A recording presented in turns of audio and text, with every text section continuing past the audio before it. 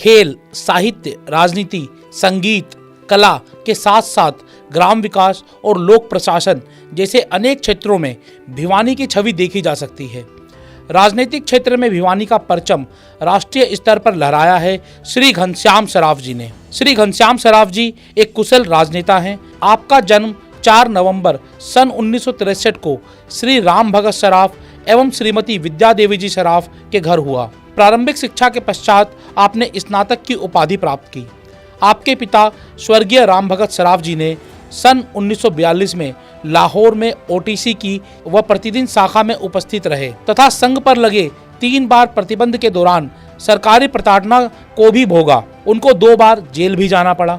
आपातकाल के दौरान 10 महीने तक आपके पिताजी जेल में रहे और घोर प्रताड़ना सही। सन 1990 में शारीरिक रूप से अस्वस्थ होते हुए भी अयोध्या में कार सेवा में बढ़ चढ़कर भाग लिया। हिंदी आंदोलन एवं गो हत्या आंदोलन में महत्वपूर्ण भागीदारी निभाई। आपको संघ की पृष्ठभूमि विरासत में मिली। सन 1971 में आपने बाल स्वयंसेवक के रूप में संघ में प्रवेश किया। वर्ष 1978 से सन 1982 तक शिवाजी प्रभात शाखा के मुख्य शिक्षक का आपने दायित्व निभाया। वर्ष 1992 में अयोध्या में कार सेवा भी की। संघ कार्यालय केशवधाम भिवानी के लिए आपने भूमि और एक कमरे का योगदान किया है। आप संघ में द्वितीय वर्ग शिक्षित हैं।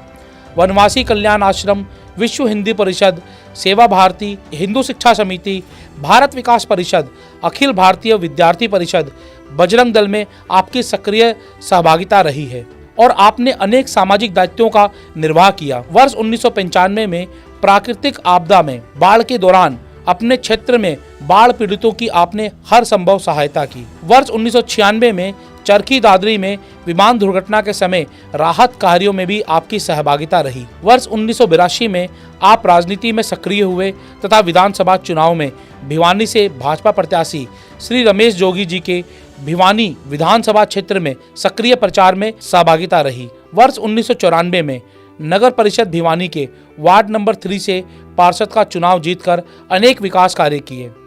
वर्ष 2002 से लेकर 2003 तक भाजपा नगर मंडल अध्यक्ष के दायित्व का आपने निर्वहन किया। वर्ष 2005 में भाजपा प्रत्याशी के रूप में भिवानी विधानसभा में उप विजेता रहे।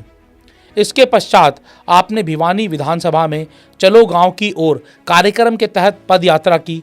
दलित व पिछड़े वर्ग को पार्टी से जोड़ने में आपने अहम भूमिका अदा की। हरियाणा में स्वैच्छिक अनुदान न होने के बावजूद क्षेत्र में अनेक विकास कार्य अपने प्रयास से आपने किए। वर्ष 2009 में विधानसभा चुनाव में कांग्रेस प्रत्याशी और तत्कालीन विधायक डॉक्टर शिवशंकर भारद्वाज को 2700 वोटों से हराकर आपने विधानसभा चुनाव जीता, जबकि उस वर्ष हरियाणा विधानसभा में भाजपा के मात्र 4 विधायक थे। वर्ष 2014 में विधानसभा चुनाव में भारतीय जनता पार्टी के प्रत्याशी के रूप में भिवानी विधानसभा से चुनाव लड़ा, जिसमें अन्य सभी दलों के प्रत्याशियों की जमानत जब्त कराकर 28,569 मतों के अंतर से ऐतिहासिक जीत दर्ज की। हरियाणा सरकार में आपकी कार्यशैली, ईमानदारी एवं कर्तव्यनिष्ठा को देखकर 23 जुलाई 2015 से 22 जुलाई 2016 तक हरियाणा सरकार में आपको राज्य मंत्री स्वतंत्र प्रभार के पद का दायित्व सौंपा और जन स्वास्थ्य, अभियांत्रिकी एवं कराधान व आबकारी विभाग की जिम्मेदारी प्रदान कर भिवानी क्षेत्र का मान सम्मान बढ़ाया। वर्ष 2019 के विधानसभा चुनाव में जन नायक जनता पार्टी के प्रत्याशी से लगभग 28,000 मतों से विजयी होकर सभी दलों के प्रत्याशियों की जमानत जब्त कराकर 62,000 से अधिक मत प्राप्त करते हुए भिवानी विधानसभा से 3 बार लगातार विधायक बनने का रिकॉर्ड बनाया। वर्ष 2024 के विधानसभा चुनाव में कांग्रेस और मार्क्सवादी कम्युनिस्ट पार्टी के साझा प्रत्याशी से लगभग 32,700 मतों से विजयी होकर 67,000 से अधिक मत प्राप्त करते हुए लगातार चौथी बार भिवानी विधानसभा से 4 बार लगातार विधायक बनने का आपने रिकॉर्ड बनाया।